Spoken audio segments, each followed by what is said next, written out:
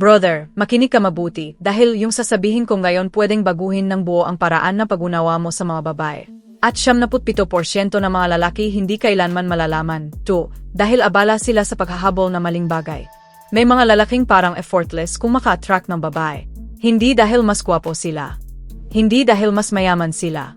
Kundi dahil alam nila ang 5 psikolohikal na sikreto na halos lahat ng lalaki ay hindi man lang alam na umiiral. At ang nakakabaliw dito, alam ng mga babae ang mga pattern na to sa sarili nila, pero hindi nila ito direktang sasabihin. Hindi dahil nanlilin lang sila, kundi dahil karamihan dito nangyayari sa ilalim ng conscious awareness. Gumagalaw ito sa likod ng isip. Nakaka-drive na attraction nang hindi nila namamalayan kung bakit sila hinahatak sa isang lalaki at naiinis o lumalayo sa iba. Nakakita na ako ng mga lalaking may lahat, pera, hitsura, career, pero bumabagsak pagdating sa babae dahil nilalabag nila ang mga prinsipyong ito. At nakakita rin ako na average na lalaki na nakakagawa na malalim at matinding attraction dahil natural nilang naiintindihan ang mga pattern na to. Ang pagkakaiba ng lalaking nahihirapan sa babae at lalaking hinahabol ng babae, pagkaintindi sa 5 sikreto na to. Yun lang. Hindi hitsura. Hindi pera. Hindi status. Kundi totoong pag-unawa sa female psychology, hindi kung ano sa tingin mo, kundi kung ano ang totoo. At ngayon, bibigyan kita ng unang sikreto. Makinig ka na mabuti dahil dito nakatayo ang buong foundation. Secret 1, na-attract ang mga babae sa trajectory mo. Hindi sa position mo ito ang unang sikreto na halos lahat ng lalaki ay nalilito. Hindi sila na-attract sa kung nasaan kang gayon. Na-attract sila sa kung saan ka papunta. Ang trajectory mo ay mas mahalaga ng milyon beses kaysa sa current position mo. Kaya may mga babaeng pumipili ng lalaking broke pero may malakas na pangarap at may mga babaeng napapagod sa lalaking successful pero stagnant at walang direksyon. Hindi tungkol sa kung ano ang meron kang ngayon. Tungkol ito sa kung ano ang nagiging ikaw. Kung isipin mo sa evolutionary perspective, libu-libong taon na kailangan ng babae ang lalaking hindi lang makakapagbigay ngayon, kundi pati sa hinaharap. Ang lalaking may resources pero walang drive, mawawala rin yon. Pero ang lalaking kaunti pa lang ang meron, pero mabangis ang drive, alaga ang future. Kaya sinisilip ng babae ang potential, hindi lang ang present situation. At lumalabas to sa totoong buhay, ang lalaking nagtatayo ng business, kahit broke ngayon, mas attractive kaysa lalaking may stable job pero walang growth. Ang lalaking tumataas, mas magnetiko kaysa lalaking tumigil na sa pag-improve. Instantly nararamdaman yan ng babae.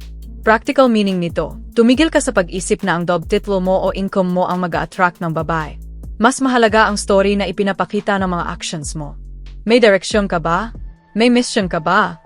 May improvement ba sa'yo buwan-buwan? Kaya nagtatanong ang babae ng mga ganito. Ano pinagkakaabalahan mo ngayon? Ano goals mo sa life? Ano yung mga bagay na nagpapagana sa'yo? Hindi sila nag-chit-chat. Ina-assess nila ang momentum mo. Ang lalaking may solid trajectory ay nagsasalita na may excitement, may vision, may mission. Hindi siya nagyayabang na meron siya, masaya siya sa nagiging siya. Pero ang lalaking laging, ay gusto, noon kasi, dati, ibig sabihin yan, tapos na ang story niya. Wala na siyang forward motion. At nasisira ang attraction. Brutal truth. Mas attractive ang 25-year-old na may 3 trabaho at nagtatayo ng pangarap kaysa 35-year-old na kumikita ng 6 figures pero walang direksyon. Isa ang umaangat. Isa ang bumababa. At ang radar ng babae ay nakatun sa momentum, hindi sa status. Ang maganda rito, hindi mo kailangang dumating bago ka maka-attract ng quality na babae. Kailangan mo lang umandar. Magkaroon ng mission. Magpatuloy sa pag-build. Mag-improve consistently.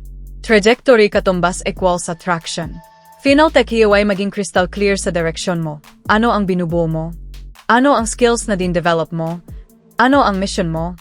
Tapos, harapin mo yan ng may passion. Ikwento mo ang journey mo, ang growth mo, ang next goals mo. Ipakita mo na lalaki kang gumagalaw, hindi lalaki na natutulog sa buhay. Dahil ang lalaki na nasa momentum, yung lalaki na nagiging mas higit, yun ang primal na ina-attract ng babae. Secret 2, kailangan ng babae ang emotional variation, hindi constant stability. Ito ang pangalawang sikreto na sumisira sa karamihan ng lalaki. Laging sinasabi ng mga babae na gusto nila ng stability, security, at consistency, but ang totoong nagkikreate na attraction ay emotional variation. Mataas at baba. Excitement at calm. Intensity at peace. Buong emotional spectrum, hindi isang tono lang. Karamihan ng lalaki, pag narinig ang gusto ko ng stability, iniisip nila dapat silang maging sobrang predictable, laging available, walang emosyon. Nagiging sobrang boring sila para lang maging dependable. Tapos nagtataka sila kung bakit nawawala ang interes ng babae o kung bakit na-attract ito sa lalaking unstable. Pero ito ang nangyayari sa likod ng lahat. Kailangan ng babae na emotional stimulation. Ang utak ng tao ay nagre-respond sa variation at change, hindi sa paulit-ulit na pareho. Kapag sobrang predictable ka, sobrang stable, sobrang consistent, nawawala ang emotional impact mo. Nagiging background noise ka. Hindi ibig sabihin nito na dapat kang maging dramatic, toxic, o chaotic. Ang ibig sabihin nito, dapat may emotional range ka. Minsan, sobrang focused ka sa mission mo at unavailable. Minsan, fully present ka at binibigay mo lahat ng attention mo sa kanya. Minsan, playful at nang-asar ka. Minsan, seryoso at malalim ka. Minsan, kinutulak mo ang boundaries niya. Minsan, comfort at seguridad ang ibinibigay mo. Isipin mo kung ano ang nagdudulot ng boredom, yes, addiction. Predictable rewards, katumbas equals boredom. Variable rewards, katumbas equals addiction. Kung lahat ng interaction mo sa kanya ay pareho, parehong energy, parehong sagot, parehong availability, manhid siya sa'yo. Pero kung ang presence mo ay nagdadala na iba't ibang emotional experience, kung hindi niya laging alam kung anong version mo ang makikita niya, engaged ang utak niya, activated ang emosyon niya, attracted siya. Practical examples isa. Ang lalaking nagte-text ng good morning araw-araw sa parehong oras, nagiging wallpaper. 2, ang lalaking minsan nawawala dahil nasa mission, tapos biglang babalik na may intense presence. Nagkakaroon ng variation. Namimiss ka niya, inisip ka niya, at pagbalik mo, activated siya. 3, ang lalaking laging agree, laging safe. Boring. Ang lalaking minsan agree, minsan nagka-challenge, minsan playful, minsan validating, nakaka-engage. 4, ang lalaking laging nasa isang mood, predictable. Ang lalaking may range, seryoso sa goals niya, playful sa kanya, intense minsan, chill minsan, stimulating. Kaya sinasabi ng babae minsan, hindi ko alam kung ano makukuha ko sa kanya, lagi niya akong ginigising. Hindi ito manipulation. Ito ay range, pagiging kompletong lalaki sa halip na one-dimensional character. Authentic variation, yes, fake variation, dapat totoo ang variation na to. Hindi pwedeng fake. Kung natural kang flat at predictable, kapos sinusubukan mo magpanggap na may range, lalabas itong manipulative at hindi natural. Ang tunay na variation ay galing sa pagiging multidimensional na lalaki. May work mode ka, focused at unavailable. May play mode ka, light, fun at masaya. May depth mode ka, seryoso at vulnerable.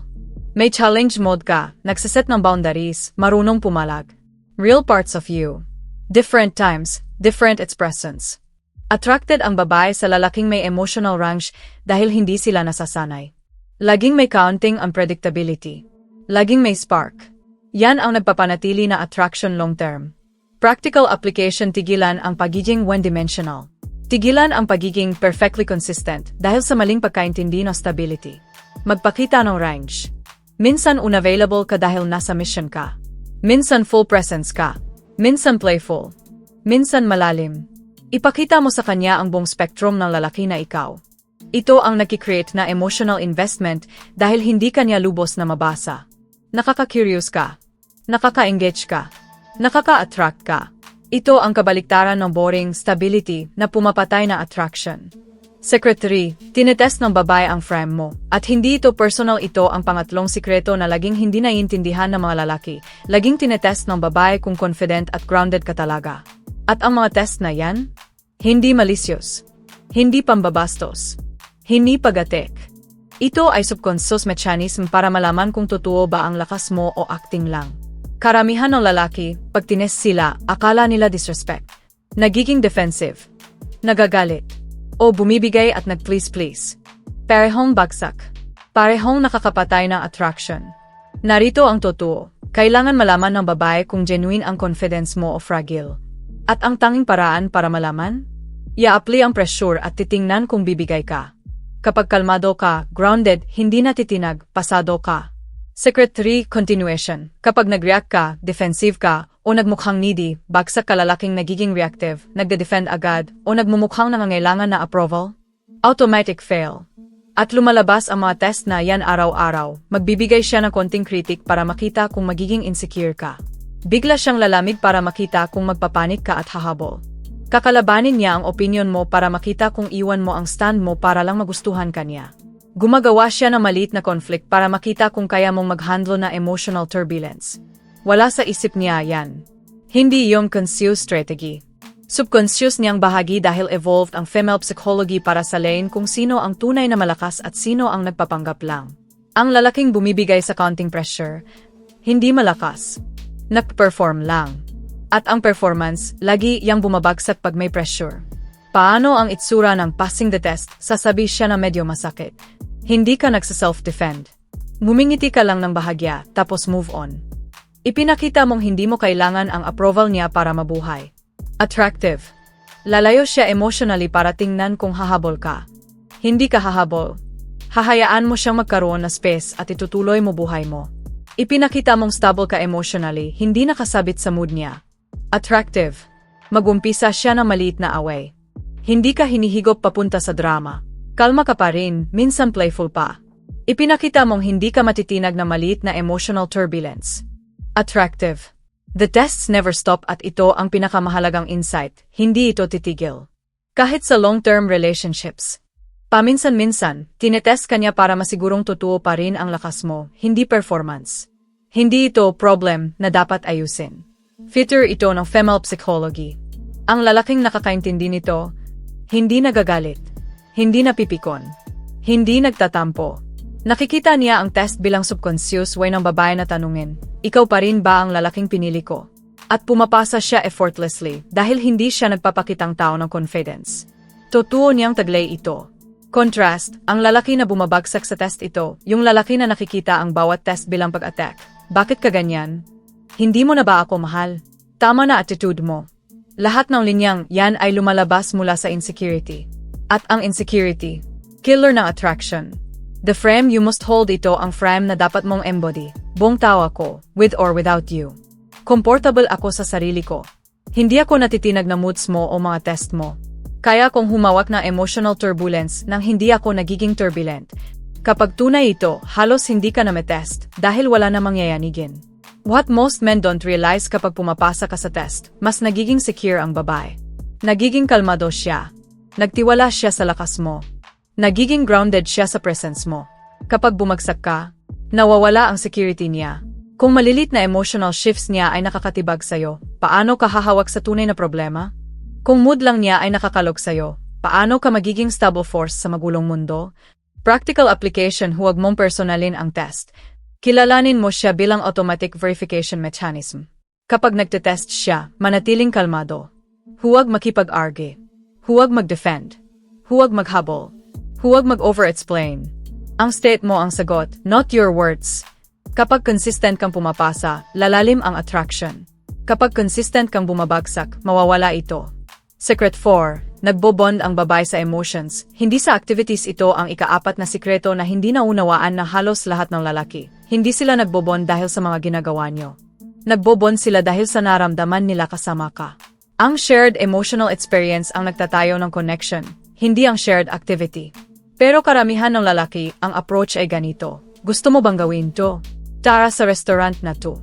Punta tayo dito. Akala nila, ang activity mismo ang nagbibuild ng bond. Hindi.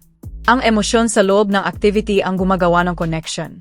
Kaya kayang umupo ng dalawang babae, mag-usap ng 3 oras, at umuwi na para mas close sila, dahil nag-share sila ng emotions, vulnerabilities, doubts, dreams, fears. Emotional resonance ang ginawa nila. Para sa lalaki, ang bonding ay kadalasan sa paggawa ng bagay, projects, laro, activities. Iniisip nila ganoon din ang babae. Hindi.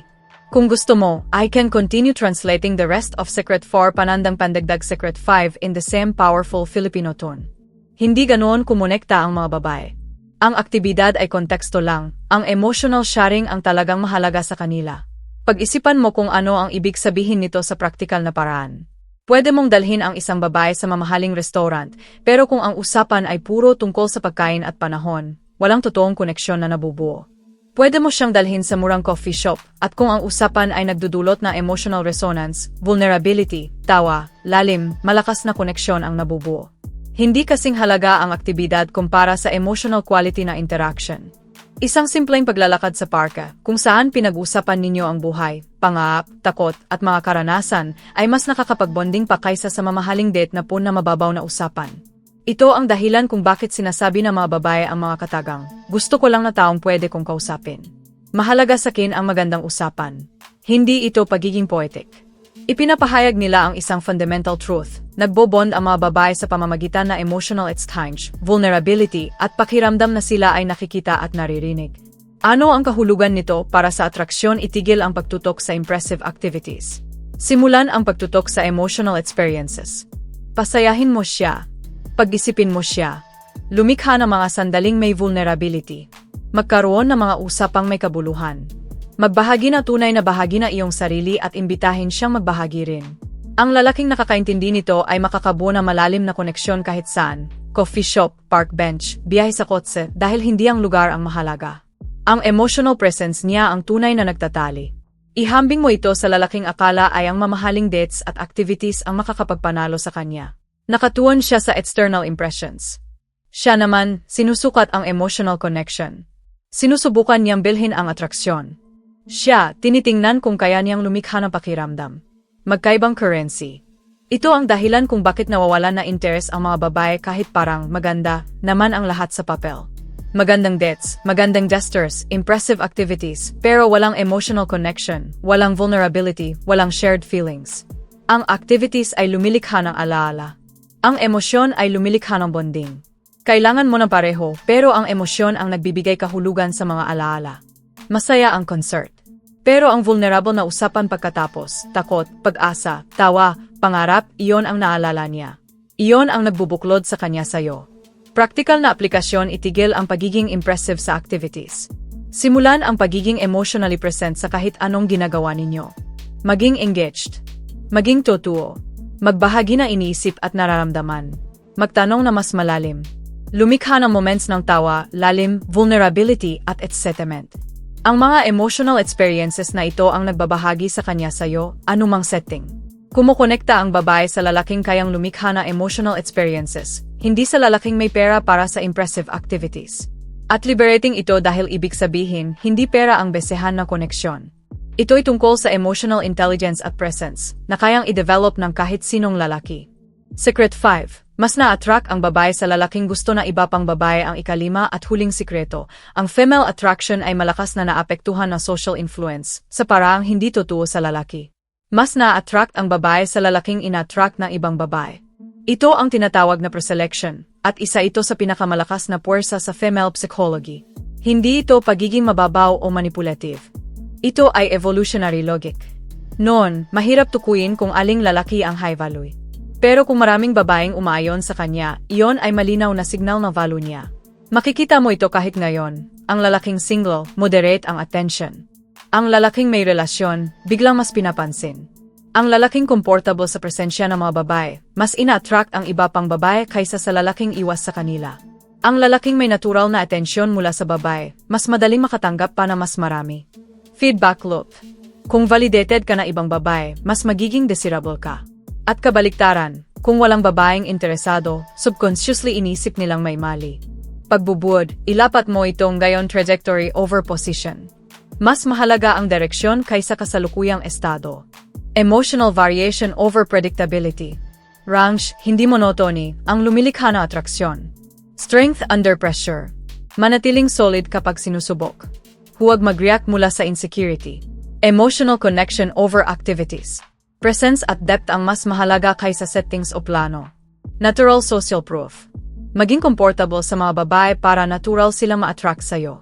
Kung gagawin mo ito, mapapabilang ka sa 3% ng mga lalaki na totoong nakakaintindi kung paano gumagana ang female psychology. Hindi sila nahihirapan sa atraksyon dahil nakaalin sila sa tunay na mekanismo, hindi lumalaban gamit ang tactics na hindi naman talaga gumagana. Ngayon, alam mo na.